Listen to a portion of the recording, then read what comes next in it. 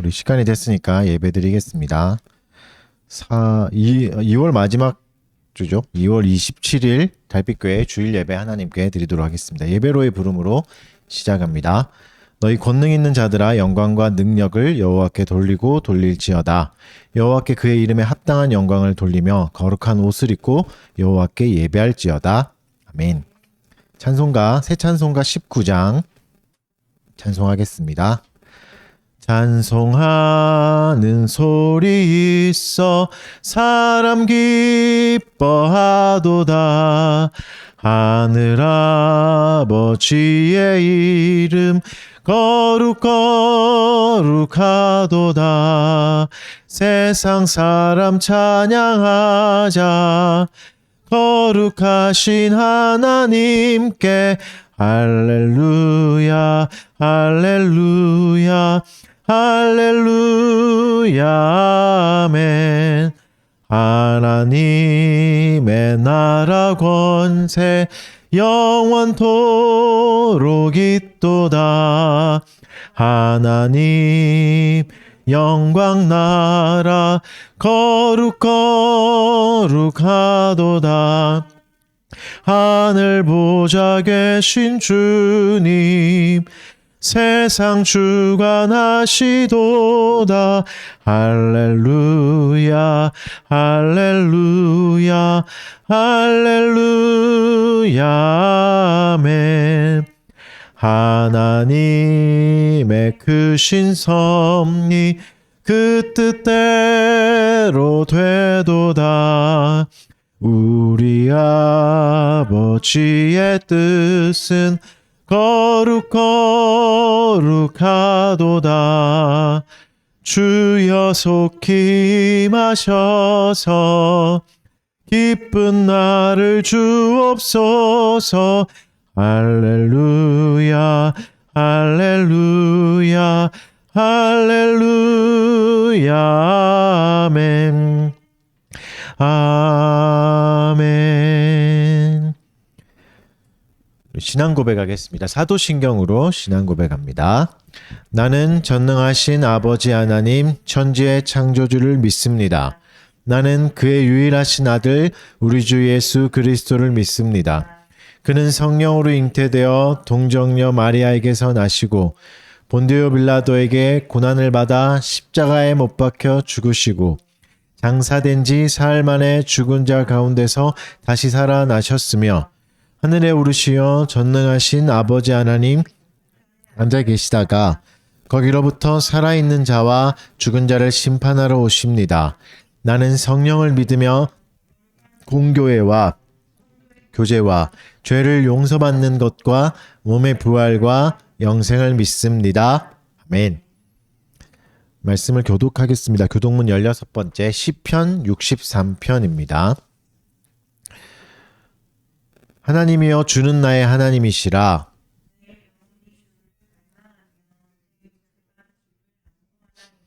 내가 주의 권능과 영광을 보기 위하여 주의 인자하심이 생명보다 나음으로 이러므로 나의 평생에 주를 송축하며 골수와 기름진 것을 먹음과 같이 나의 입이 기쁜 입술로 주를 찬송하되 내가 나의 침상에서 주를 기억하며.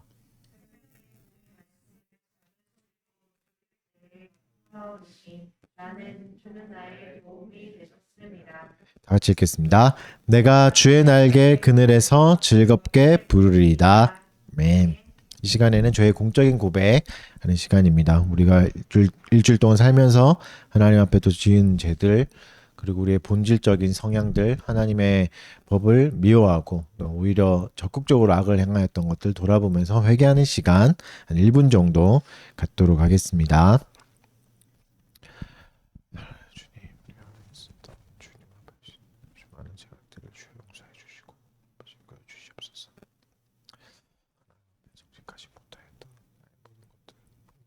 불쌍히 주시옵고 아버지 하나님 우리 안에 있는 시은혜를 하여 주시옵고 주님 앞에서 기도하실 도와 본질적인 죄악들 아버지 하나님 용서해 주시옵소서. 주 앞에서 정직하지 못하는 아내 마음을 사하여 주시옵고 아버지 용서하시옵고 불의한 우리들의 그릇을 주께서 도와주시옵소서. 아버지 은혜로 내려주시옵고 하나님 말씀하여 주시고 진리 아버지 하나님 은혜와 긍휼이 우리에게 임하게 하여 주시옵소서. 주님 우리 마음 가운데 임하실 때에 주께서 우리를 도와주시옵고 우리의 긍휼을 베푸시오며 아버지 은혜와 긍휼이 주옵소서. 우리는 그리스도 안에서 그의 은혜의 풍성함을 따라 그의 피로 말미암아 속량 곧 죄사함을 받았느니라. 아멘. 찬송하겠습니다. 시편 찬송 14장 시편 6편입니다. 여호와여 주의 노로 날 견책하지 마시며 주님의 진노로 나를 징계하지 마옵소서. 주여 내가 쇠약하며 나의 뼈가 떨리오니 날 긍휼히 여기소서. 주여 나를 고치소서. 내 영혼이 떨리오니 주여 언제까지니까 돌아오사 나의 영혼 건져 구원하옵소서. 사망 중에 음부에서 감사할 자 누구리까. 눈물로써 탄식하여 내 침 상저시나이다.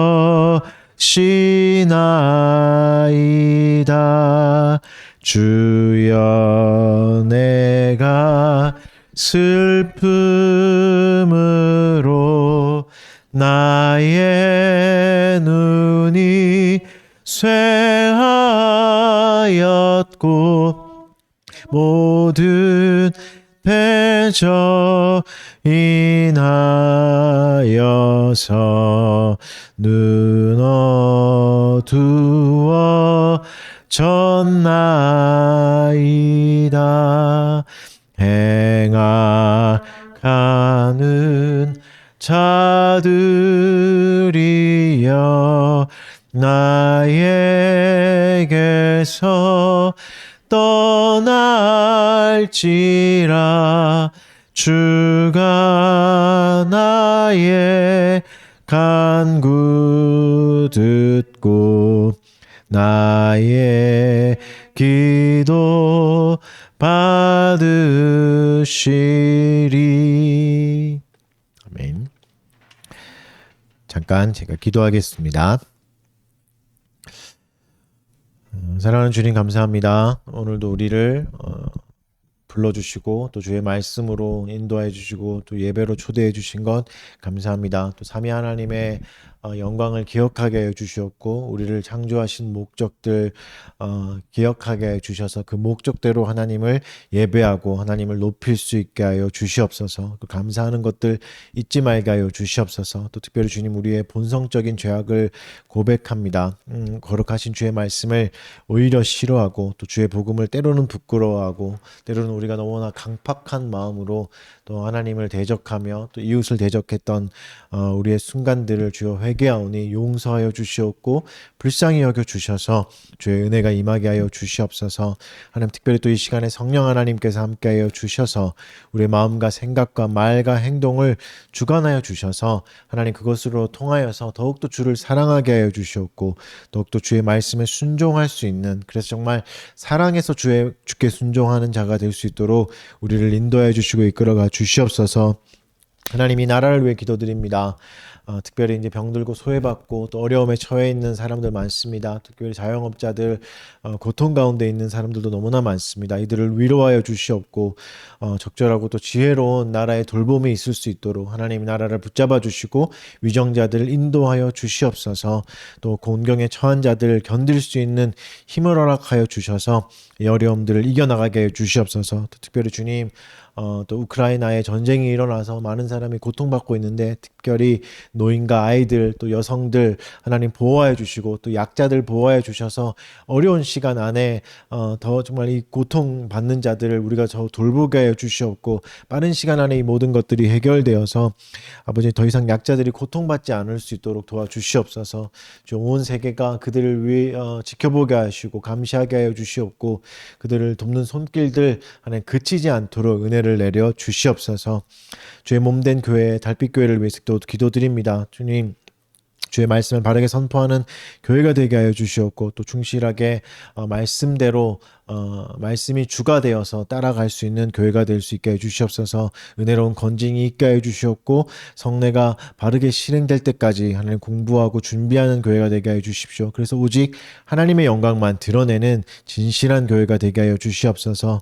또 특별히 교우들을 위해서 저희는 기도드립니다. 격리 중에 있는 지체들이 있습니다. 외롭고 힘든 시간들 잘 이겨나가게 하여 주시옵고 하나님 그 시간들 가운데서 하나님이 함께 해 주셔서 더 하나님과 친밀해지는 시간 되게 해 주시옵소서. 또 아픈 지체들이 있습니다. 육신의 연약함들이 마음의 연약함으로 이어질까봐 걱정되오니 주 그의 마음을 붙잡아 주시옵고 지킬 만한 것 중에 마음을 지키는 자가 될 수 있도록 도와주시옵소서. 특별히 또 우리가 그들을 돌보는 일에 게으르지 않게 해주시옵고 부지런하게 연약한 자를 돌아보게 해주십시오. 또 한 주간도 피곤하게 일하고 살았던 지체들이 있습니다. 또 속상한 일, 또 힘든 일들, 지친 일들, 어려운 일들, 또 이해되지 않은 일들 하나님 모두 다 주 앞에 내려놓게 해주시옵고 하나님의 위로가 있는 시간 되게 하여 주시고 다 이해되지 않더라도 여전히 해결되지 않은 문제들이 있더라도 견디게 하여 주시고 또 이겨나갈 수 있는 힘을 주셔서 이 어려운 시간들 잘 버틸 수 있게 도와주십시오. 하나님의 주시는 위로와 평강이 사랑하는 교우들 마음 가운데 임할 수 있도록 도와주시고 인도하여 주시옵소서. 감사드리며 예수님 이름으로 기도드립니다. 아멘. 말씀을 보겠습니다. 말씀 마태복음 4장이죠. 18절에서 25절까지의 말씀 보도록 하겠습니다. 마태복음 4장 18절에서 25절까지 말씀입니다. 제가 한번 읽어드릴게요. 갈릴리 해변에 다니시다가 두 형제 곧 베드로라 하는 시몬과 그의 형제 안드레가 바다에 금을 던지는 것을 보시니 그들은 어부라. 말씀하시되 나를 따라오라. 내가 너희를 사람을 낚는 어부가 되게 하리라 하시니 그들이 곧 그물을 버려두고 예수를 따르니라. 거기서 더 가시다가 다른 두 형제 곧 세베대의 아들 야고보와 그의 형제 요한이 그의 아버지 세베대와 함께 배에서 금을 깁는 것을 보시고 부르시니 그들이 곧 배와 아버지를 버려두고 예수를 따르니라. 예수께서 온 갈릴리에 두루 다니사 그들의 회당에서 가르치시며 천국 복음을 전파하시며 백성 중에 모든 병과 모든 약한 것을 고치시니 그의 소문이 온 수리아에 퍼진지라. 사람들이 모든 앓는 자, 곧 각종 병에 걸려서 고통당하는 자, 귀신 들린 자, 간질하는 자, 중풍병자들을 데려오니 그들을 고치시더라. 갈릴리아 데가볼리와 예루살렘과 유대와 요단강 건너편에서 수많은 무리가 따르니라. 아멘. 오늘은 마태복음 9번째 시간입니다. 나를 따라오라 라는 제목 가지고 말씀 전하도록 하겠습니다.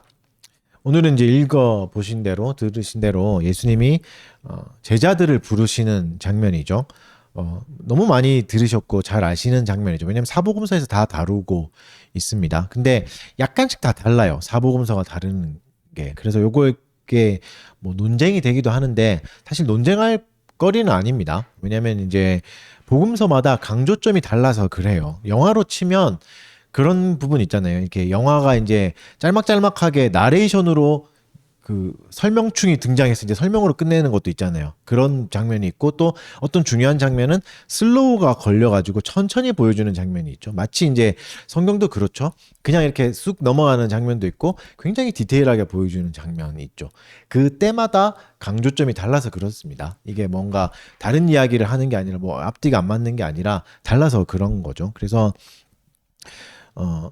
이제 뭐 마태복음을 읽을 때는 마태를 통해서 강조하신 부분을 더 집중하시면 되는 겁니다. 그렇죠? 그렇게 보시면 되고 오늘은 특별히 이제 마태복음을 통해서 비춰주신 내용에만 집중하려고 합니다. 사실 이제 마태복음에서 제자들을 부르시는 장면은 굉장히 축약돼 있어요. 그래서 굉장히 축약돼 있기 때문에 다르게 말하면 급진적입니다. 그렇죠? 예수님 불렀다 따라갔다 이거잖아요. 그러니까 너무 엄청나죠. 그렇죠. 여러분 한번 생각해 보십시오. 예수님 불렀다 따라갔다 이제 여러분 사실 그 안에 엄청난 과정들이 있잖아요. 이제 퇴사를 해야 되고 사직서를 써야 되고 이게 반려가 되고 막 이게 간이 안 되는 또 이제 뭐죠 그거 인수인계도 해야 되고 좀 그런 신청 노동청에 신청도 해야 되고 막 이런 과정들이 다 있어야 되잖아요. 우리로 치면 근데 굉장히 짧게 그냥 딱 한마디로만 해서 급진적이 되죠. 레디컬하죠. 굉장히 급진적인 부분이 돼서 그냥 내용만 살피지 않고 벌어진 일만 그냥 결과적으로 보면 이단 사이비에 빠진 단체와 똑같죠. 그렇죠? 신천지나 이런 사람들에 빠진 것 같죠. 그러니까 그만큼 이제 변화가 큽니다.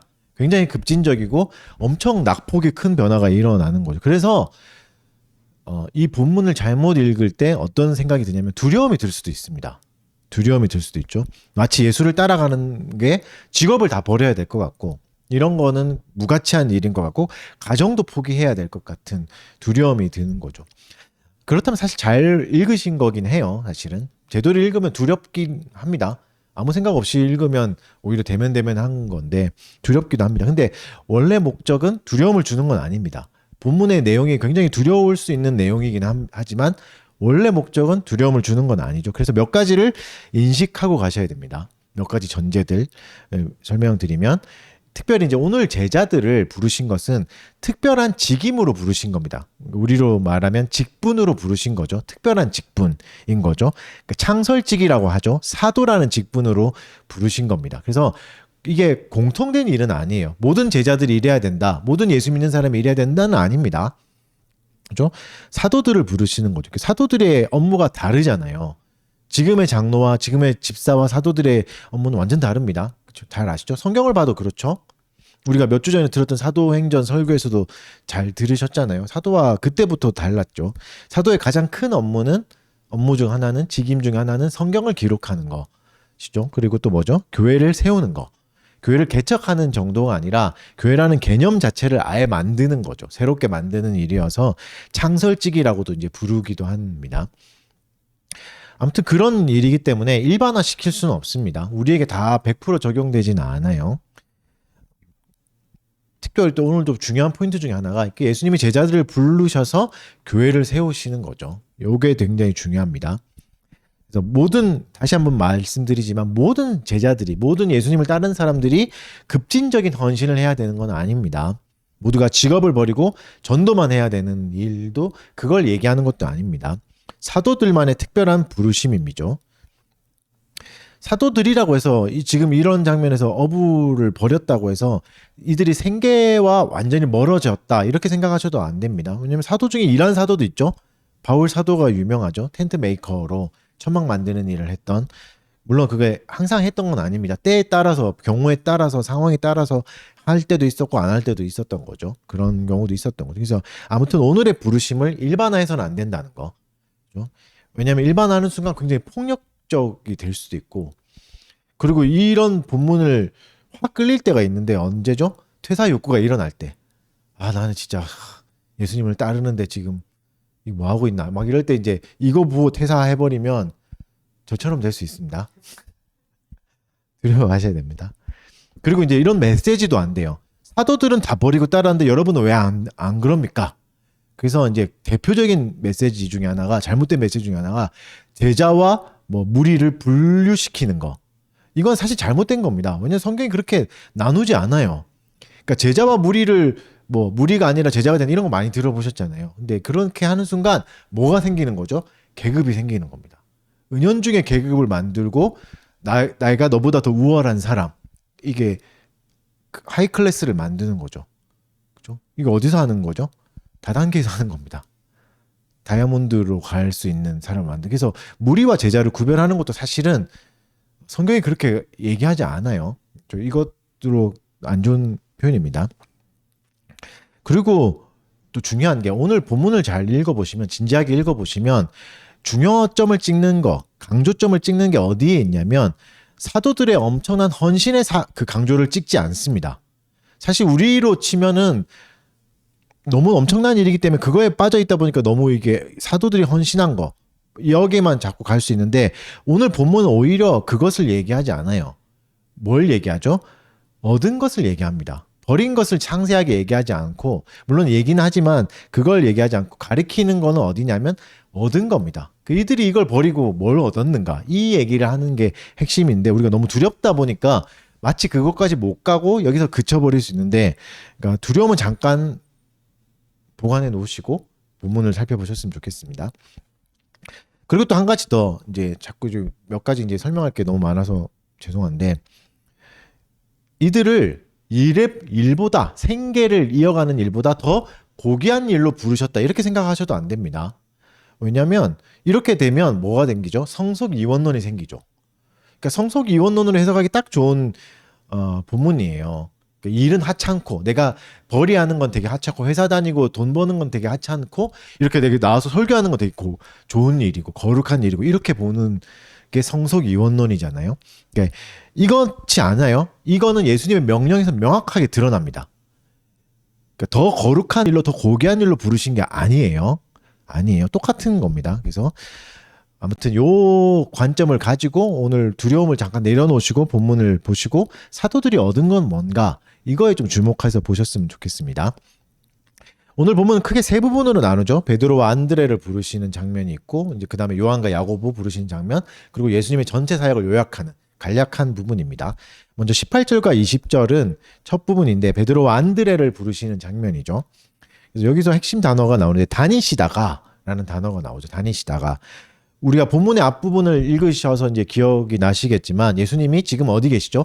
가버나움에 계신 거죠. 현재 올라가셨잖아요. 가버나움에 계셔서 거주하고 계시면서. 그래서 여기서 이 다니시다가라는 이 뉘앙스는 어떤 뉘앙스냐면, 즉흥적으로 가다가 쟤들 괜찮네, 이렇게 이제 뭐 길거리 캐스팅하는 것처럼 그런 느낌이 아니라는 거죠. 이 다니시다는 반복되고, 그죠? 이렇게 일정한 곳에서 여러 번 다니신, 시간을 두고 반복해서 일어난 일을 말하는 겁니다. 그러니까 관찰하셨다는 거죠. 한 번에 보고 캐스팅한 게 아니라, 얼굴만 보고 행동만 보고 한 장면만 보고 한 게 아니라 오랫동안 보신 거죠. 그리고 오랫동안 기도도 하시잖아요. 그 다른 복음서에 보면 제자들을 뽑기 전에 기도를 엄청 하시거든요. 그러니까 준비를 하신 겁니다. 즉흥적으로 부르신 건 아니에요. 그리고 본문은 더 특별히 뭘 또 알려주죠? 직업을 알려줍니다. 예수님이 이건 상세하게 봤다는 거죠. 이들이 무슨 일을 하는가, 또 직업에 잘 헌신하는가도 잘 보셨다는 거죠. 사복음서에서 묘사하는 시점도 다르고 관점도 좀 다르지만 사복음서에서 공통적으로 나오는 것은 직업을 버리고 예수를 따랐다는 점입니다. 이 점은 나와요. 그래서 부인할 수는 없어요. 그래서 이제 우리가 이 버린 직업도 잠깐은 살펴보고 가야 됩니다. 그래서 좀 보면 어부라는 직업이죠. 이 당시에 이제 1세기의 자료들을 보면 어부라는 직업이 벌이가 그리 나쁜 직업은 아니었습니다. 아예 하층민 정도로 보시면 안 되고, 그러니까 실제로 이제 보면 요세푸스의 기록이나 이런 걸 보면 농부보다는 조금 더 돈을 잘 버는 그 정도인 거죠. 뭐 우리로 치면 어느 정도일까요? 중산층 정도 되겠죠. 중산층. 저도 중산층을 말로만 들었지 아직 본 적이 없어가지고 어느 정도의 느낌인지 모르겠지만 그 정도면 될 것 같아요. 월급 받는 분보다 약간 나은 정도? 자영업자 정도? 그러나 좀 힘듦도 있고 쉽지 않은 그 정도의 느낌이겠죠. 그리고 이제 마태복음에서 나오는 이 예수님의 첫 제자 그룹의 특정한 직업의 그룹이잖아요. 어부 그룹에서 이제 뽑으셨다는 건 의미가 있습니다. 일단 뭐죠? 생업의 현장에서 불렀습니다. 생업의 현장에서. 근데 이거는 사실 구약에도 비슷한 일이 많이 일어나요. 구약에도 선지자들이 일하다가 부르시기도 하잖아요. 엘리사나 엘리야 뭐 부르시는 장면들. 그리고 직업이 나오잖아요. 뽕나무를 치는 사람들 뭐 이렇게. 그죠? 그러니까 생업과 연계된 거는 사실 구약도 마찬가지였어요. 선지자를 부르실 때도 일하는 자리에서 부르실 때도 있었어요. 그러니까 특이한 일은 아니죠. 그러니까 뭐죠? 예수님이 일하는 것을 상세히 살펴보셨다는 겁니다. 일을 제대로 하고 있는가 안 하는가. 그렇죠? 왜냐하면 은사는 성령의 열매는 일하는 데서 나오니까요. 사람을 만나는 데서 나오니까요. 이런 교회 자리에서는 다 설교를 잘 듣는 거고 다 신앙생활 잘하는 것 같잖아요. 그러나 여기서는 구별되지 않는 거죠. 오히려 구별되는 자리는 늘 말씀드리지만 일하는 자리, 직업의 자리에서 그런 거죠. 또 이건 제 개인적인 해석인데 개인적인 생각인데 더 가난한 자를 안 뽑으신 이유가 뭘까? 이것도 좀 궁금하지 않습니까?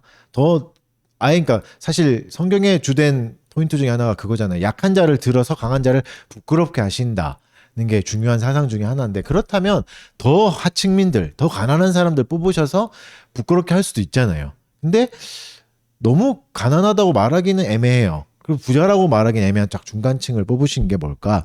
개인적인 생각은 그겁니다. 섬김을 받아야 할 사람이기 때문입니다. 누가요? 가난한 사람은. 더 연약한 사람은. 오히려 보호받고 돌봄받아야 될 사람이기 때문에 안 부르신 거죠. 이건 그들을 무시한 게 아니에요. 보호한 겁니다. 여러분 우리가 어느샌가 약간 세뇌같이 돼가지고 뭔가 교회를 신앙생활을 하면 뭔가 해야 제대로 된 신앙인이라는 생각이 어느 순간 여러분 안에 다 있어요. 그쵸? 이건 한국교회가 이루는 엄청난 업적 중에 하나인데 그래서 안 하면 뭔가 좀 내가 처지는 것 같고 그런 생각이 들죠. 그렇다면 이미 여러분 세뇌된 겁니다. 뭐 이게 나쁠 수도 있고 좋을 수도 있는 얘기죠. 뭐 근데 하여튼 그래서 근데 그렇게 됐을 때 맹점 중에 하나가 뭐냐면 보호받아야 될 사람들이 없어져 버려요. 보호를 받아야 될 사람도 있거든요. 헌금도 마찬가지죠. 헌금을 모두가 다 내는 게 아니죠. 헌금을 받아야 되는 사람도 있어요. 분명히 성경엔 기록되어 있잖아요. 헌금으로 도움을 받아야 될 사람이 있는데 왜 헌금 안 냅니까? 이것만 있다 보면 가난한 사람이 못 오죠, 교회를. 돈 없으면. 실제로 그렇게 될 수도 있는 거잖아요. 그래서 사도라는 무거운 직분을 감당하기에 너무 가난하거나 연약한 사람은 오히려 돌봄을 받아야 되는 사람이니까 배제하지 않았을까. 이건 개인적인 생각입니다. 무시하고 넘어가셔야 됩니다. 아무튼 다시 성경으로 돌아가면 오늘 부르시는 이 베드로 안드레를 부르시는 장면은 이제 구약에서 흘러오는 상식을 뒤엎는 게 두 가지 정도 나와요. 특별히 이제 첫 번째는 뭐냐면 방금 살펴본 다니시다가예요. 다니시다가는 1세기에 이제 유대인들이 랍비를 이제 스승님이잖아요. 선생님. 그런 사람들에게 배울 때 어떤 방식을 취했냐면 대부분 학생이 선생을 찾아갔습니다. 학생이 선생을 찾아간다는 거죠. 학생이 선생을 찾아가서 랍비요, 저 배우고 싶습니다. 해서 개인 교사로 이제 그 집에 가서 가르쳐 주거나 따라다니거나 이거는 있었대요. 근데 지금 그러니까 무슨 말이죠? 목마른 사람이 우물을 팠던 겁니다. 아, 내가 저 선생님한테 배우고 싶어. 저 랍비한테 배우고 싶어. 저분 대단하네. 이렇게. 근데 오늘 장면에서는 이게 역접이 일어난 거죠. 반대로 된 거죠. 예수님이 선생 대신 예수가 찾아오신 거죠. 제자를 모병하러 오신 거죠. 그렇다는 건 뭘 생각해 볼 수 있을까요? 아직 이들이 준비가 안 된 겁니다. 그러니까 우리로 뭐 말하면 목마름이 아직 없는 거겠죠. 아직 제자가 되고 싶은 마음도 없을 수도 있는 거고 아직 예수님의 매력을 발견하지 못할 수도 있는 거죠. 하지만 예수님이 준비가 되지 않았지만 그들을 불러 일으키신 거죠. 그들에게 안에 있는 열정을 일으키신 거고 완전한 순종을 이끌어내신 겁니다. 사실 이게 놀라운 지점입니다. 예수님이 하신 일들이. 주님이 어부들을 부르셨죠. 그리고 그들이 아직 준비되지 않았다는 건 또 무엇입니까? 회심하지 않은 겁니다. 그러니까 아직 믿음의 상태가 다 이 부르심을 깨닫지 못해요. 나를 따라오라는 말의 무게를 깨닫지 못해요. 사도가 된다는 말의 무게를 깨닫지 못했습니다. 그렇죠. 왜냐면 3년 동안 사역하면서도 마지막에 결론이 뭐였죠? 누가 크냐 경쟁했죠. 야, 그래도 내가 예수님보다 조금 더 일찍 했으니까 가나다 순으로 내가 더 높지 않냐 막 우리로 치면 그렇게 싸우는 거죠. 그러니까 아직 부르심을 다 온전히 이해하지 못한 상태입니다. 심지어 예수님과 3년 반 사역해도 그런데도 주님이 그들을 부르신 거죠. 그런데도 그들은 응답하며 따라간 거죠. 그러니까 뭡니까? 부르심 받은 사람의 상태보다도 먼저 되는 게 뭔 거죠? 부르심이 먼저인 겁니다. 부르신 분이 먼저인 거고 부르신 분이 더 강력한 겁니다. 아직 준비가 되지 않아도 이끌려가는 거죠. 이게 또 한 점이고 또 다른 역전은 낚시에 대한 개념이 역전됩니다. 사실 여러분 생각해 보십시오. 그런 생각 많이 안 하십니까? 사람을 낚는 어부가 되는 게 어떻게 구원이 되는가? 낚이는 게 구원입니까, 여러분? 낚이면 기분 나쁘잖아요. 그렇죠? 그리고 실제로 구약에서는 낚시가 이게 어부로 해서 이제 낚았다는 의미가 심판의 의미로 쓰입니다. 오늘 본문과 가장 가깝다는 말씀이 이제 에레미야 16장 16절이거든요. 제가 한번 읽어드릴게요. 잘 들어보세요.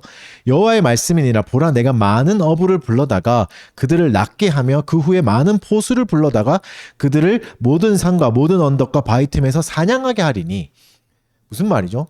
구원의 의미가 아니죠. 그렇죠? 사냥하게 한다는 거잖아요. 총으로 쏴 죽인다고요. 그러니까 어부.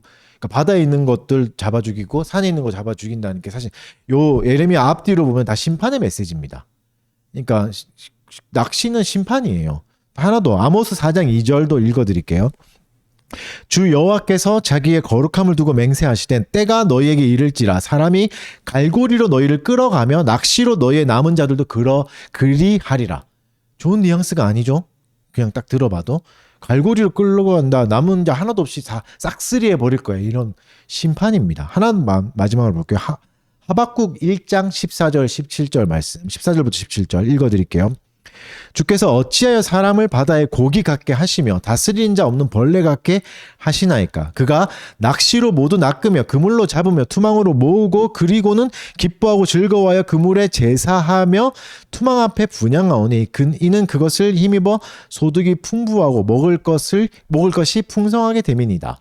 그가 그물을 떨고는 계속하여 여러 나라를 무자비하게 멸망시키는 것이 옳으니까. 무슨 말이죠? 낚시가 무자비한 거죠. 멸망이 들어가 있는 거죠. 그러니까 구약에 나오는 낚시 의미는 좋은 의미가 아니에요. 그렇죠? 그리고 상식적으로 생각해 보십시오. 어부가 물고기 잡는 게 물고기 구원이 됩니까? 그렇죠? 우리 사랑스러운 광어 가족들 회 먹고 싶죠? 연어 가족들 얼마나 이게 피폐해지는 거예요. 그렇죠? 근데 예수님이 그 개념을 뒤집어 주시는 거죠. 낚시가 심판이고 죽는 건데 이제는 구원이 되게 한다. 이 말이 뭘까요? 그리고 이 사람들을 물고기가 아니라 사람을 낚는 어부가 되게 하는 거죠. 여러분 낚시로 구원을 이룰 수 있습니까? 안 되겠죠? 그렇죠? 그러니까 이건 뭐죠? 사람의 영역이 아니라는 겁니다. 사람이 할 수 있는 게 아니에요. 우리가 낚시로 할 수 있는 거는 상처 주고 깨고 부수는 것 뿐이에요. 낚시로 우리는 구원을 이룰 수 없습니다. 근데 예수님이 지금 이 낚시로 구원을 이루신다는 거죠. 너무 어렵나요? 흔들리는 눈빛이. 그러니까 무슨 말이죠? 우리가 쓰는 도구를 그대로 두시고 거기에 구원을 임하게 하시는 겁니다. 그래서 주님이 뭐라 부르시죠? 이제 사람을 낚는 사도라 부를 거다. 이게 아니었죠. 사람을 낚는 어부라 부른다. 예수님의 입장에서는 예수님이 전하신 요청에는 직업이 바뀝니까? 안 바뀝니까? 안 바뀌어요. 그대로죠. 어부 그대로예요. 그러니까 우리가 입장에서는 마치 직업을 버린 것 같았지만 예수님의 입장에서는 직업은 그대로예요. 인식은 그대로. 너희는 어부야. 너의 직업은 그러니까 이게 무슨 말이죠? 직업을 천하게 여기신 게 아닙니다. 나쁘게 여기신 게 아니라고요. 여러분에게 더 와닿는 예로 내가 너희를 사람을 낚는 개발자로 부르겠다. 약간 이런. 끔찍한가요? 계속 개발자를 했어야 되나? 약간 이런. 아무튼 여러분 다시 또 돌아가서 그러니까 물고기를 낚다가 어떻게 사람을 낚을 수 있습니까? 사람으로 불가능한 일이죠. 근데 이게 예수님이 하시는 일이죠. 궁극적인 예수님의 목표가 뭐였죠? 마태복음에서 말했던 자기 백성을 죄에서 구원할 사람이잖아요. 분이시잖아요. 그러니까 낚시를 통해서 하나님이 예수님이 구원을 이루시는 거죠. 심판에서 구원으로 옮겨지는 겁니다. 이런 역전이 베드로 안드레의 부르심에서 나오는 겁니다. 그래서 이들을 다시 한번 말씀드리면 어부라 부르시죠. 사도라 부르시지 않았습니다. 처음부터. 어부라 부르시니까 어부의 정체성을 버리지 않으셨죠. 그들의 직업이 끝났다고 생각한 게 아니신 겁니다. 오히려 그들의 직업에 연장선을 주신 겁니다. 너의 직업이 이제는 생선을 죽이고 그런 일 뿐이었지. 그러나 너희 직업은 이제는 구원하는 직업이 될 거야. 라고 해주신 거죠. 더 높은 차원으로 옮겨주신 겁니다. 직업으로서는 이룰 수 없었던. 사실 그렇잖아요. 우리가 여러분 일해서 뭘 하고 싶으셨습니까? 돈 버는 거잖아요. 돈 벌어서 그냥 집 사고 편안하고 안락한 삶. 다 나에게만 집중되어 있던 삶을 하나님이 더 높은 차원으로 인도해 주시는 거죠. 어떤 차원이죠? 하나님께 영광이 되는 일이 되는 거죠. 여러분의 직업이. 여러분의 직업에 수식어를 넣어보시죠. 사람을 낚는 땡땡땡. 사람을 낚는 땡땡땡이 되는 거죠.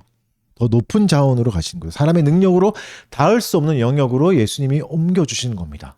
하나님이 옮겨주시는 겁니다. 성경에서 이런 비슷한 표현이 나오죠. 바울은 심을 수 있었죠. 아볼로도 물을 줄 수 있었죠. 근데 키우는 건, 자라게 하시는 거는 누구죠? 하나님이시죠. 그러니까 베드로와 안드레에게 적용하면 뭐죠? 그들은 그물을 던질 수 있습니다. 그러나 물고기가 낚이게 하는 건, 생명이 되게 하는 건 하나님만 하실 수 있는 일이죠. 하나님이 이 거룩한 일에 베드로와 안드레를 참여시켜 주신 겁니다. 우리의 일도 마찬가지인 거죠. 그러면 이렇게 높고 거룩한 일로 나의 직업이 더 연장되는 선으로 이게 어떻게 가능한가? 어떻게 이걸 이루어 주시는가? 예수님의 한마디 명령에 잘 나와 있습니다. 무슨 명령이죠? 나를 따라오라. 나를 따라오라라는 거죠. 그들이 사람을 낚는 어부가 되기 위해서 해야 될 첫 번째 일은 뭐였죠? 예수님을 따라가는 겁니다. 사람을 가르치는 교수법을 배우는 게 아니고 사람들의 심리를 분석하는 심리학을 배우는 것도 아니었습니다. 물론 이런 것들이 필요 없다는 말이 아니에요. 우선순위를 말하는 겁니다. 이런 것도 필요하지만 예수님이 먼저 요구하신 건 뭐였죠? 요청하신 것은 예수님을 따라가는 겁니다. 예수님을 따라가는 거. 예수를 따라간다는 건 뭡니까? 예수를 보는 겁니다. 예수를 보고 예수님을 누리는 겁니다. 함께 먹고 자고 하는 겁니다. 다 몰라도. 그래서 3년 동안 예수님을 이렇게 배운 게 별로 없어요, 사실은. 겸손도 못 배우잖아요. 서로 질투와 시기가 그대로 있잖아요. 그렇죠? 그러나 그들은 예수를 따라갔던 겁니다. 누렸던 겁니다. 보고 누린 겁니다. 이게 가르침인 거죠. 오늘 이제 따라오라라는 똑같은 단어가 이제 마태복음 11장 28절에 나와요. 유명한 구절이에요. 수고하고 무거운 짐진 자들아 다 내게로 오라. 라는 이 초청이 똑같아요. 따라오라는 요청, 똑같은 단어를 쓰는 겁니다. 그러니까 무슨 말이죠? 베드로와 안드레에게 하신 요청을 오늘날 우리에게도 똑같이 하시는 거죠. 너희는 나를 따라오라. 예수님이 우리에게 요구하시는 게 이겁니다. 먼저 나를 보라. 먼저 나를 누려라. 너희가 교회 와서 이제 해야 될 일은 이거다는 거죠. 예수님을 봐야 되고 예수님을 누려야 되는 거죠. 여러분, 예수님을 보고 계십니까? 예수님을 누리고 계신 겁니까? 예수님을 본다는 건 뭐죠? 실제로 막 눈에 보이고 이런 게 아니죠. 뭐야, 나만 못 보고 있었나 이렇게 생각하지 마십시오. 그런 순간 이단이 되는 겁니다. 뭔 말이죠? 우리에게 시급한 게 뭐라는 거죠? 예수님을 알아가는 겁니다. 그분을 알아야 볼 수 있습니다. 그분을 알아야 누릴 수 있습니다. 이게 거대한 부르심임을 잊지 마십시오. 그 말은 뭐죠? 일상에 똑같은 일자리고 똑같은 직장인데 예수님을 알아가는 순간 거기서 예수님이 보인다는 겁니다. 예수님이 이 자리로 나를 부르셨구나. 이게 예수님의 역할이구나. 예수님이 나에게 요구하시는 거구나. 보게 되는 거죠. 이건 굉장히 거대한 부르심입니다. 그리고 동시에 황홀한 부르심입니다. 이 한마디에 제자들은 즐거이 기뻐 따랐습니다. 모든 걸 다 포기할 수 있을 만큼. 그게 무슨 말이죠? 매력적인 제안이었다는 겁니다. 굉장히 달콤했다는 거예요. 여러분 쉽지 않잖아요. 내일 다 사직서 쓰고 저희 집에 오십시오 이런다고 여러분 오겠습니까? 반대로 되겠죠. 저를 고소장을 보내겠죠.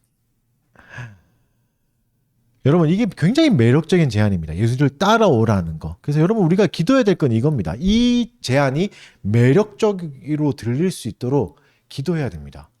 이 제안이 얼마나 달콤하고 황홀한 부르심인지 느낄 수 있도록 기도해야 됩니다. 내 감각이 여기에서 더 반응해야 되는 거죠.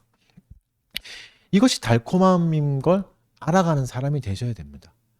가장 불쌍한 건 뭐죠? 이 달콤한 제안 앞에 버릴 거 보고 있는 거죠. 포기할 거 보고 있는 거죠. 이거 따라가면 이거 안 되는데 이런 거. 이게 가장 불쌍한 사람인 겁니다. 두 번째 보겠습니다. 본문의 두 번째 부분은 21절, 22절. 똑같은 사실은 반복이에요. 이제 야고보와 요한을 부르시죠. 요한은 이제 요한복음의 저자 요한이에요.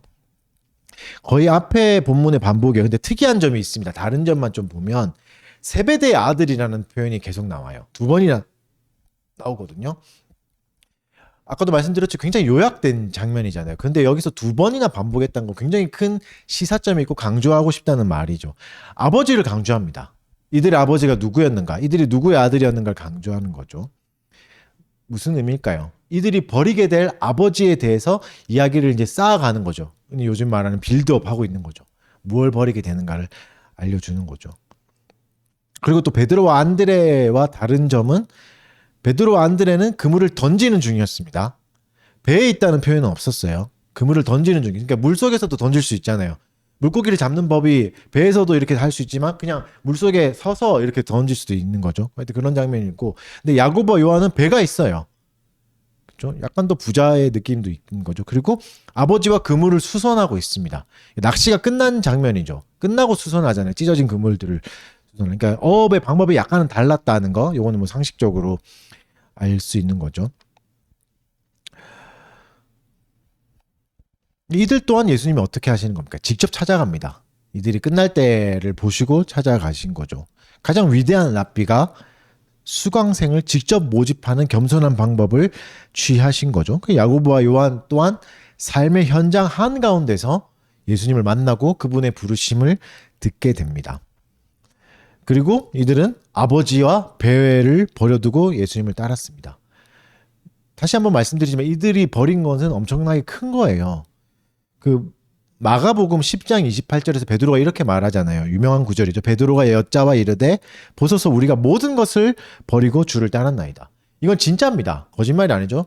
베드로만 그런 게 아니라 우리가 모든 걸 버렸다. 예수님을 따랐던 제자들은 모든 걸 다 버렸습니다.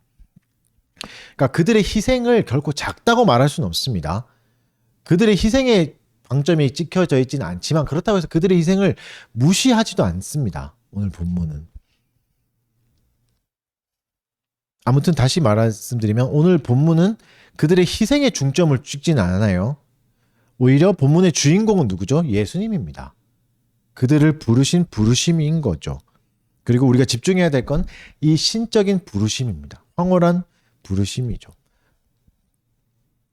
다시 또 돌아가서 그렇다고 해서 이 밸런스를 잊지 마십시오. 제가 자꾸 이제 왜냐하면 성속 이원론에 빠질까봐 해서 자꾸 두 가지를 같이 말씀드립니다. 희생을 가볍게 여기는 것도 아니에요. 그렇다고 해서 제자가 되는 과정을 굉장히 요약하면서도 아버지의 이름을 빼놓지 않죠. 두 번이나 얘기하죠. 이 말은 뭘까요? 예수님께 얻은 게 훨씬 크고 훨씬 대단한 거지만 하나님은 그들이 버린 것도 귀하게 여겨주시는 겁니다. 한번 말씀드린 것 같은데 5,000원 내고 로또 사서 몇십억 됐는데 5,000원 잃어버린 거를 자랑할 수 없다 그랬잖아요. 근데 하나님은 그것도 귀하게 여겨주시는 거죠. 네가 5,000원이나 썼구나. 이렇게 해주시는 거죠. 되게 이상하죠. 아이러니한 부분인데 이 작은 희생도 칭찬해 주시고 격려해 주시는 겁니다. 대단하다 잘했다라고 격려해 주시는 걸 잊지 마십시오. 여러분. 여러분 예수님은 홀로 구원을 이룰 수 있습니다. 본질적인 질문을 해볼까요? 제자가 필요하셨을까요? 필요 없어요. 제자를 부르는 순간 예수님이 골치가 아파지죠. 더 어려운 일만 생기잖아요. 그런데 그렇게 하지 않으시고 제자들과 이 기쁨을 나누신 겁니다. 예수님이야말로 천상천하 유아 독존이잖아요. 완전히 다른 존재잖아요. 근데 사람을 무시하지 않으셨습니다. 열등하다고 비난하지 않으셨습니다. 너희같이 열등한 건 필요 없어 이러지 않으셨다고요. 그들이 버린 것도 굉장히 작은 것이지만 얻은 것에 비하면 작은 거지만 소중히 여겨주시고 기억하신 겁니다. 무슨 말이죠? 우리도 우리 교우들에게 우리 동역자들의 희생과 헌신을 고맙게 여겨야 됩니다. 때로는 우리가 이들이 버린 것에 대해서 희생하는 것에 대해서 고마움을 너무 잊을 때가 많습니다. 때로는 우리를 보면서 친절한 미소, 따뜻한 미소 한번 지어주는 게 얼마나 어려운지 여러분 아시잖아요. 그렇죠? 내 기분이 진짜 지옥 같은데 괴로운데 사람을 위해서 웃어준다는 게 너무나 어려운 일인 거 아시잖아요. 그런데 내가 내 기분을 다 표현하면 저 사람이 상처받을까 봐 억지로라도 웃어주잖아요. 그렇죠? 그거 가지고 왜 이렇게 감동이 없어 외식하냐 이렇게 말할 수는 없죠. 그렇죠? 그 사람 나름의 최선의 힘을 다해서 우리를 보호해 주는 거니까. 여러분 그런 수고들을 귀하게 여겨줘야 됩니다. 나름 최선을 다해서 선을 흘려보내려고 하는 행동들을 쉽게 외식한다고 가식적이라고 쉽게 그렇게 얘기하셔서는 안 되는 겁니다. 그러니까 사람을 통해서 하나님이 우리를 도우시잖아요. 그럴 때 그 사람에 대한 감사를 표현한 것도 잊지 않으셔야 됩니다. 흔히들 그렇게 얘기할 수 있거든요. 주님이 주셨으니까 너는 필요 없어. 하나님이 하셨습니다. 이렇게 말해버리고 사람의 필요들을 다 깔아뭉개버리는 것은 오늘 본문이 하지 않는 일입니다. 오늘 본문은 그렇게 얘기하지 않죠. 하나님은 야고보와 요한의 아버지를 잊지 않으셨습니다. 이름을 기록해 주시죠. 세베대를 잊지 않으셨습니다. 그들을 버린 것을 잊지 않으신 거죠. 우리에게 희생하는 사람들, 우리를 위해서 희생하는 사람들의 희생들을 귀하게 여겨주십시오. 하나님도 귀하게 여기십니다. 이들이 버리고 포기하는 것들, 헌신하는 것들 귀하게 여겨주십시오. 그리고 여기서 또 하나 더 배울 수 있는 게 뭘까요? 제자들의 희생을 통해서 배울 수 있는 게 뭘까요? 또 중요한 포인트 중에 하나인데 우리의 존재는 소유의 넉넉함에 있지 않다는 겁니다. 우리가 그리스도인 되고 우리가 행복하고 우리가 하나님의 자녀답게 살기 위해서는 더 많은 걸 가져야 되는 게 아니라는 거죠. 넉넉함에서만 오는 건 아니라는 거죠. 오히려 얻을 때도 오는 거죠. 버릴 때도 오는 겁니다. 여러분 하나님이 우리에게 많은 걸 주셨습니다. 많은 은사를 주셨고 먹고 살 수 있게 하신 거잖아요. 근데 이 많은 걸 잘 누리는 것도 좋지만 이 많은 것을 버릴 때도 포기할 때도 행복을 누릴 수 있습니다. 이것도 잊지 마십시오. 다다익선이란 말에 속지 마시라는 말입니다. 많으면 많을수록 좋다. 여러분 불행은 결핍에서만 오는 게 아닙니다. 불행은 오히려 과잉에서 오기도 합니다. 너무 많은 자유는 우리를 방탕하게 만들기도 하죠. 너무 많은 돈은 우리의 감각을 무뎌지게 하기도 합니다. 부자가 돼서 여러분 그런 거 많이 보잖아요. 벼락부자가 돼서 갑자기 부자가 돼서 사람을 무시하는 갑질하는 사람이 되기도 하잖아요. 갑자기 부자가 되는 사람들. 너무 많은 쾌락은 너무 많은 기쁨은 우리를 피폐하게 만들기도 합니다. 그러니까 무조건 많다고 다다익선이라고 좋아지는 게 아닌 거죠. 그래서 때론 이런 것들을 스스로 제한할 때 더 큰 유익을 얻기도 하는 거죠. 예를 들어서 하나님 우리에게 무한한 자유를 주셨거든요. 많은 자유를 주셨죠. 근데 이것을 스스로 억압할 때 좋은 결과물을 얻기도 합니다. 우리가 그런 챌린지 하잖아요. 뭐 미라클 체인 모닝 뭐 이런 거 하잖아요. 그래서 아침에 잘 수 있잖아요. 자도 누가 뭐라 하지 않는데 스스로 제한해서 일찍 일어날 때 좀 더 좋은 결과물을 얻을 수도 있는 거죠. 그리고 독서 모임 같은 거를 하시잖아요. 독서 모임을 할 때 하는 이유가 뭐죠? 혼자 있어서 자유롭게 24시간을 주면 책을 읽을 것 같지만 못 읽죠. 근데 독서 모임이라도 억지로 이제 한 발이라도 걸쳐 놓으면 이것 때문에라도 억지로 읽게 되죠. 그러니까 기꺼이 나의 자유를 포기하고 억지로 모임에 참여할 때 수고롭고 번거롭고 괴롭지만 꾸역꾸역이지만 읽게 되죠. 훨씬 더 좋은 열매를 맺게 되죠. 그러니까 자유라는 건 어느 정도 좀 포기하게 되고 시간은 좀 잡아먹었지만 독서라는 열매를 맺게 되는 겁니다. 버릴 때 얻게 되는 것도 있는 겁니다, 여러분. 결핍에서 오는 행복도 있는 겁니다. 이것을 잊지 마십시오. 그래서 결핍을 실패라고만 생각하지 마십시오. 잃은 것을 불행이라고만 생각하지 마십시오. 없는 것을 불행이라고 생각하지 마십시오. 예수님은 어떠셨죠? 낚시 속에서도 구원을 건져내셨어요. 심판의 도구를 통해서도 예수님은 구원을 주셨다고요. 결핍 속에서도 예수님은 만족을 주실 수 있습니다. 오히려 결핍될 때 만족을 주시기도 합니다. 불행 속에서도 기쁨을 만들어내시기도 합니다. 오늘 너무 어려운가요? 죄송합니다. 어려웠다면. 마지막 부분을 보겠습니다. 23절과 25절은 예수님의 사역을 요약해 줍니다. 총 3가지로 요약합니다. 이게 예수님 전체 사역이에요. 그리고 마태복음 요게 제목처럼 돼서 쭉쭉쭉 설명이 나갑니다. 3가지인데 뭐죠? 첫 번째는 회당에서 가르치시고 천국 복음을 전파하시고 그 다음에 모든 병과 약한 것을 고치십니다. 이 3가지를 제자들을 불러서 하신 일이죠.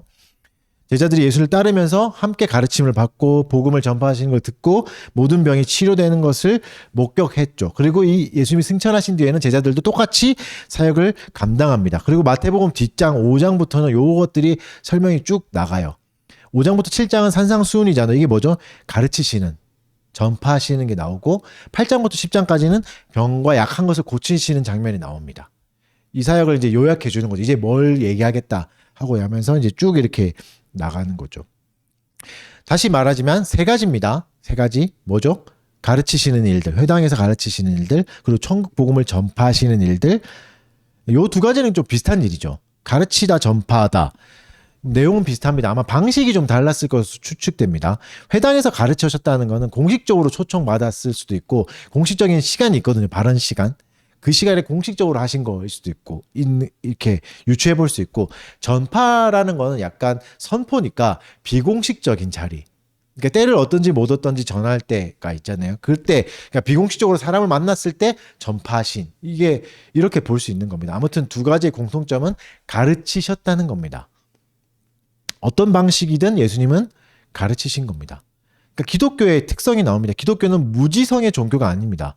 덮어놓고 믿는 종교가 아니에요. 알아가는 종교입니다.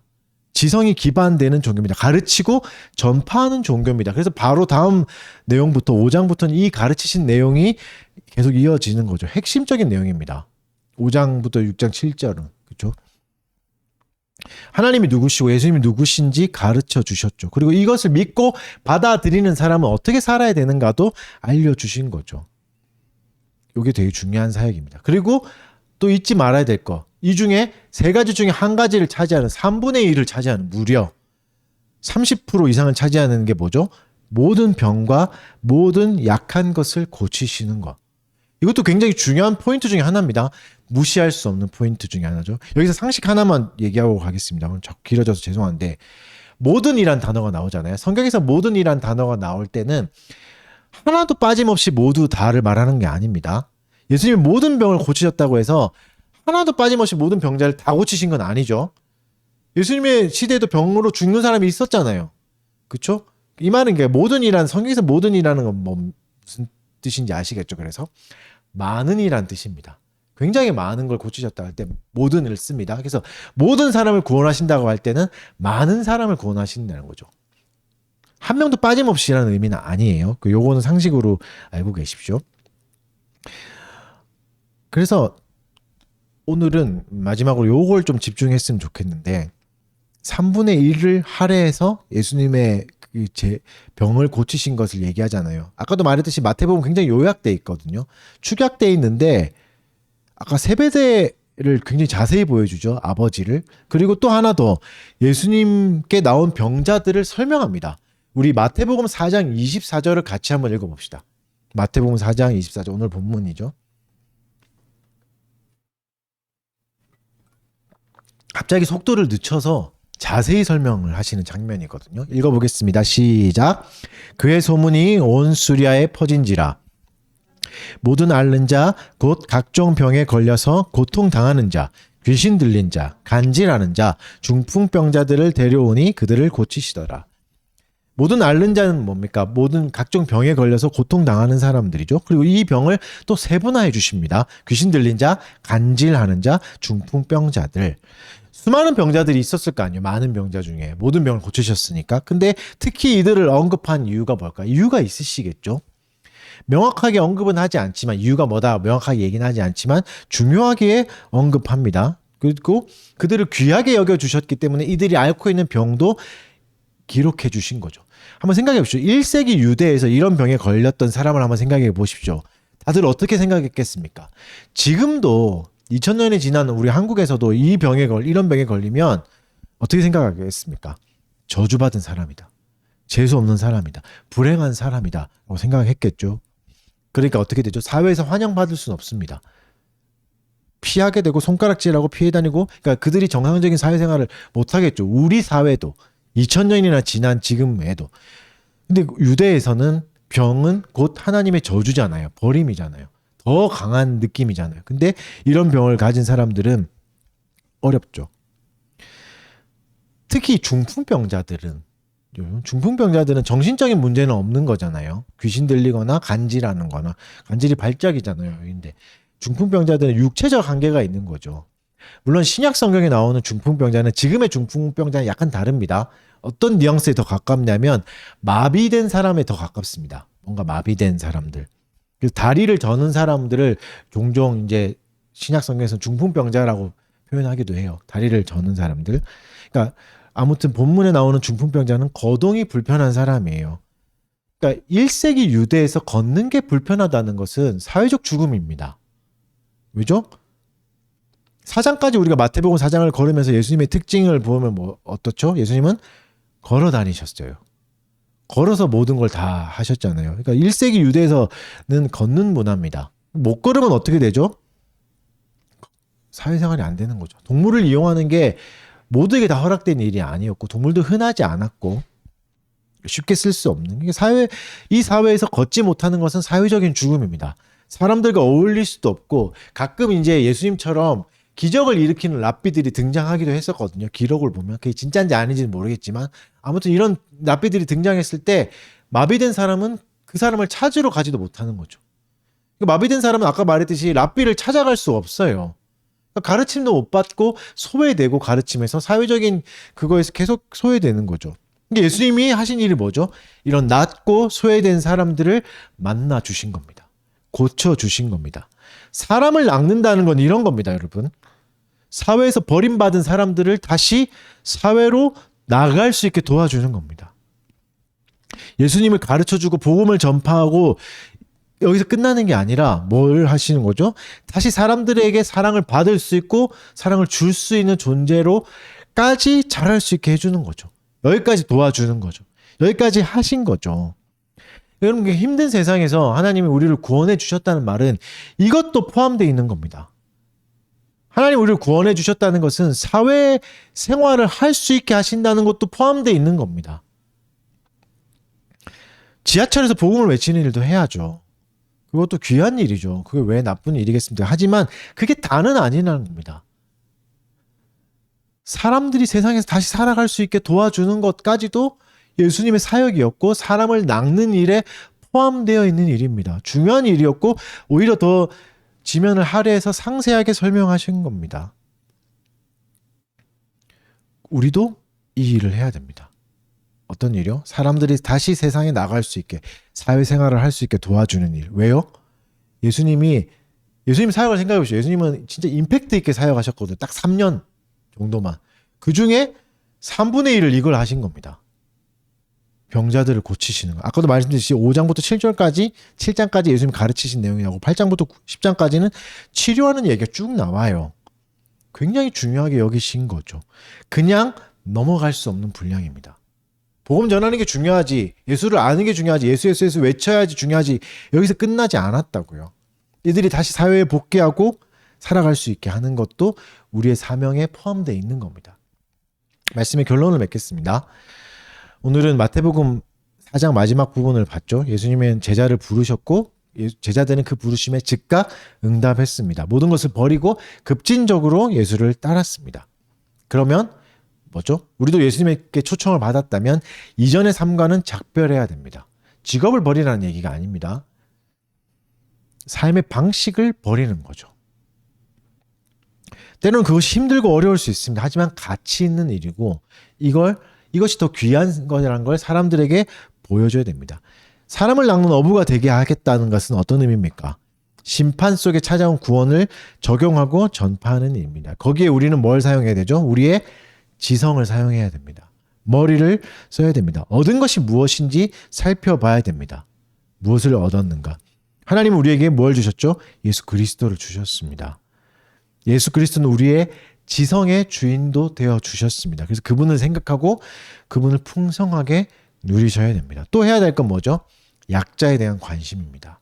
연약한 자에 대한 관심입니다. 이 사람들이 사회에서 살아남을 수 있게 도와줘야 됩니다. 나의 가식적인 미소가 때론 그들에게 큰 위로가 될 수 있다는 것도 잊지 마십시오.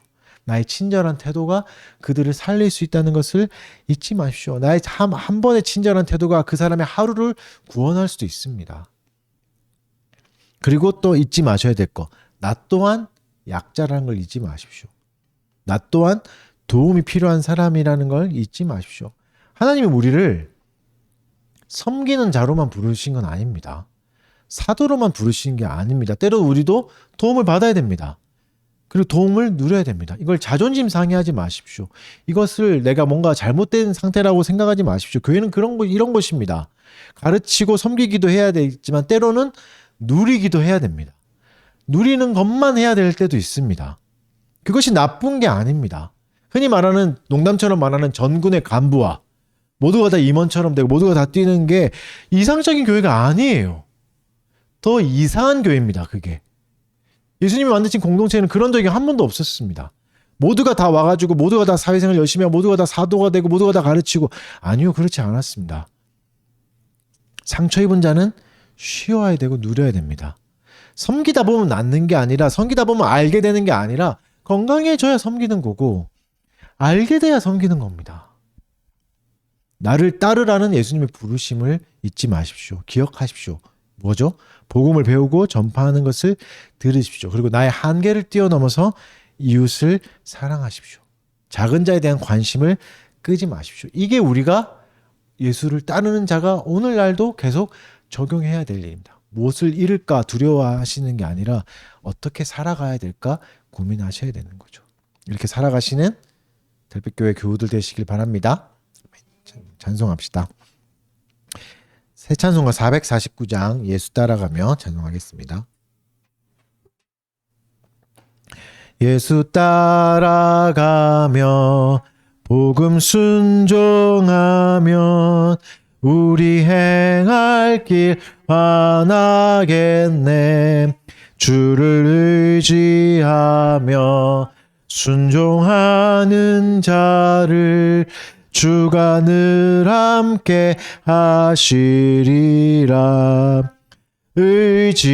의지하고 순종하는 길은 예수 안에 즐겁고 복된 길이로다. 해를 당하거나 우리 고생할 때 주가 위로해 주시겠네. 주를 의지하며 순종하는 자를 주가 안위해 주시리라.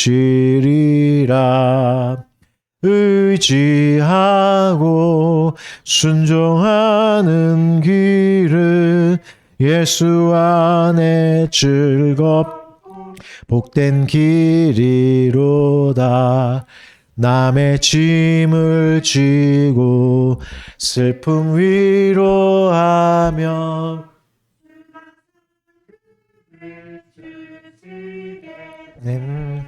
주를 의지하며 순종하는 자를 항상 복내려 주시리라.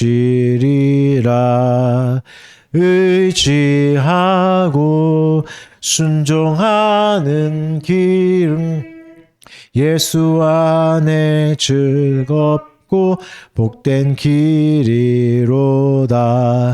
우리 받은 것을 주께 다 드리면 우리 기쁨이 넘치겠네.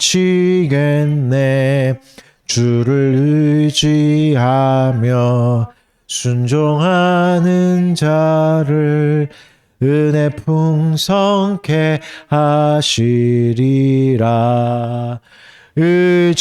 의지하고 순종하는 길은 예수 안에 즐겁고 복된 길이로다. 주를 힘입어서 말씀 잘 배우고 주를 모시고 살아가세. 주를 의지하며 순종하며 주가 사랑해 주리라. 의지하고 순종하는 길은 예수 안에 즐겁고 복된 길이로다. 아멘. 헌상 기도하겠습니다. 사랑하는 주님 감사합니다. 또 우리에게 삶의 자리를 허락하여 주시고 주께서 주신 열매들 또 주님께 다시 돌려드릴 수 있게 해주신 것 감사드립니다. 예물을 드린 손길들 기억하여 주시옵고 또 어렵고 힘든 가운데 주께 귀한 것 드렸사오니 이들의 희생을 기억하여 주시고 이들이 귀한 것을 드린 그 삶의 자리를 축복하여 주셔서 정말 사람을 낚는 어부가 되는 것처럼 이들의 삶의 자리가 사람을 낚는 구원이 임하는 직업이 될 수 있도록 하나님 은혜를 내려 주시옵소서. 또 들은 말씀을 기억하며 이 말씀을 또 잘 실천해 나가는 귀한 달빛교회 교우들 되도록 은혜를 내려 주시옵소서. 감사드리며 예수님 이름으로 기도드립니다. 강복선언으로 예배 마치겠습니다. 주 예수 그리스도의 은혜와 하나님의 사랑과 성령의 교통하심이 너희 무리와 함께 있을지어다. 아멘.